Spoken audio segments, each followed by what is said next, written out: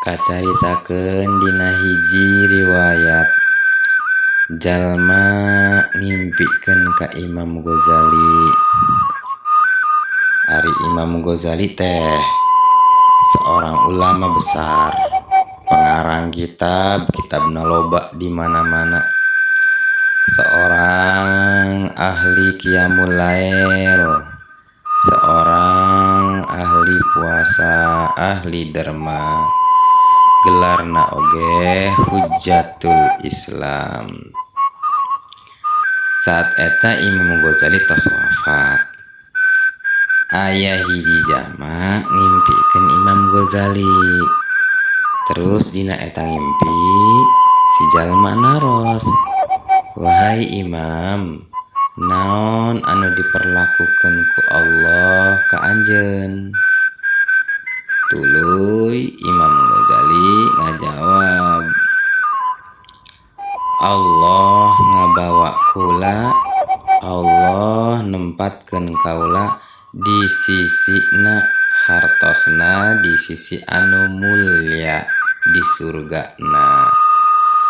Teras Allah ngadawuh ka kaula, wahai Ghazali, nyaho henteu kunaon anjeun ditempatkeun di sisi kaula, kunaon anjeun ditempatkeun di tempat anu mulia."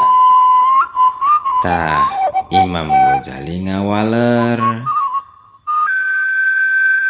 bari nyebutkeun amal-amalana, naha eta salatna, naha eta ngarang kitabna, naha eta puasana sadaya amal ibadah.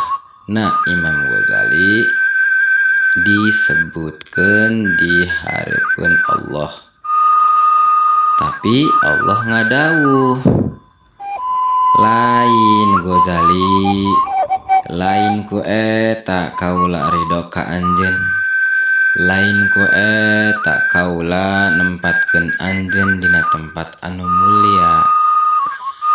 Tuluy Allah nerangkeun,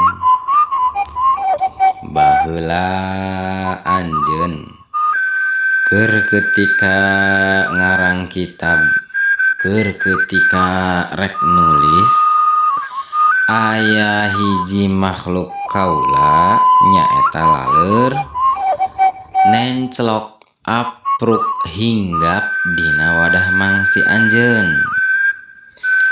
Erek nginum eta makhluk kaula anu ngaran lalat teh, anu ngaran laleur teh. Tapi anjeun nu rek nyocol pulpen kana mangsi, anjeun ngabiarkeun lalat nginum kana mangsi anjeun.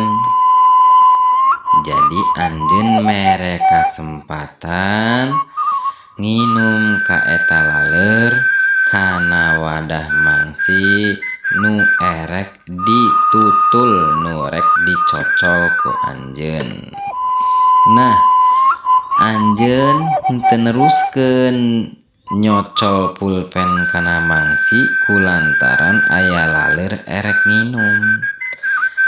Eta teh anjeun ku dilandasan ku rasanya ka laleur anu rek nginum, laleur nu keur kahausan.